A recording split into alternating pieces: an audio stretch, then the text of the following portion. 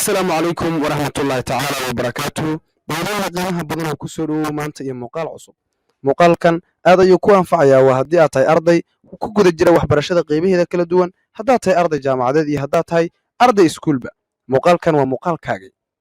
Muuqaalkan waxaan kugula wadaagayaa laba website oo kaa saacidi doonta waxbarashadaada oo aadna ka heli doonto markii aad dawato muuqaalkan. Waxaana rajaynayaa markii aad dhammaysato muuqaalkan in aad ku biiri doonto isticmaalayaasha iyo macaamiisha website-yadan. Waxaan rabaa in aan labadaas website magacyadooda muuqaalkan kugula wadaago. Sidoo kale waxaan muuqaalkan kugula wadaagi doonaa website-yadan ma lacag baa mise waa lacag la'aan. Fadlan haddaad channel ku cusub tahay subscribe saar. Haddaad asxaabtii hore ka mid ahaydna waad ku mahadsan tahay sida wanaagsan oo aad inoola saaxiibtay. Waxaan kaga mahad celinaynaa daawashadaada qiimaha badan. Ku soo dhawow muuqaalkeena maanta.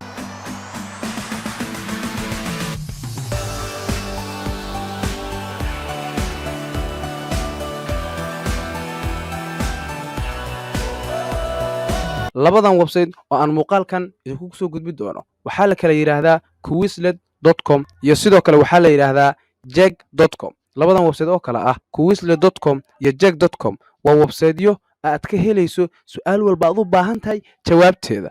haddaan warka sii caddeeyo, website-yadan waxay kaa saacidayaan in aad buugagta textbook-ga oo aad jaamacadda ka dhigato amaba aad iskuul ka dhigato su'aalaha exercise-ka ku qoran oo xataa macalinka laga yaabo inuusan ka jawaabi waayo in aad jawaabtooda ka hesho. labadan website waxaa ku jiro khubaro u diyaarsan in ay mar walba jawaab saxan ku siiyaan ayna kuu jawaabaan. labadan website oo la kala yidhaahdo jeg iyo quizlet waa lacag, balse lacagtoodu ma ahan kuwo badan, waa lacag aad u yar. mar qiimo dhimis ayay sameeyaan, marna qiimo dhimis ma sameeyaan oo boqolkiiba boqol ayay dad ka qaadaan. sanad ayay ku xisaabinayaan, marna lacag yar oo aad u yar oo $20 aad uga yar ayay waxay ku leeyihiin weligaaga oo dhan ku isticmaal inta qiimo dhimis sameeyaan. waxaa laga yaabaa inaad fursadaas oo kale hesho, balse waxaad ka faa'iidaysanaysaa jaanis ah in aad mar waliba su'aashaad u baahan tahay jawaabteeda aad ka hesho. sidaan ognahay, haddii aan dhanka jaamacadda u nimaano, haddaad tahay arday waxaad ku qasban tahay in aad jabtar walba review questionskiisa aad akhriso. maxaa yeelay markuu macallinku doonayo inuu imtixaan qaado ama imtixaan uu soo diyaariyo, macallinka jabtarkaa tirada badan ama buuggan weyn ma isku waalo mana isku wareeriyo.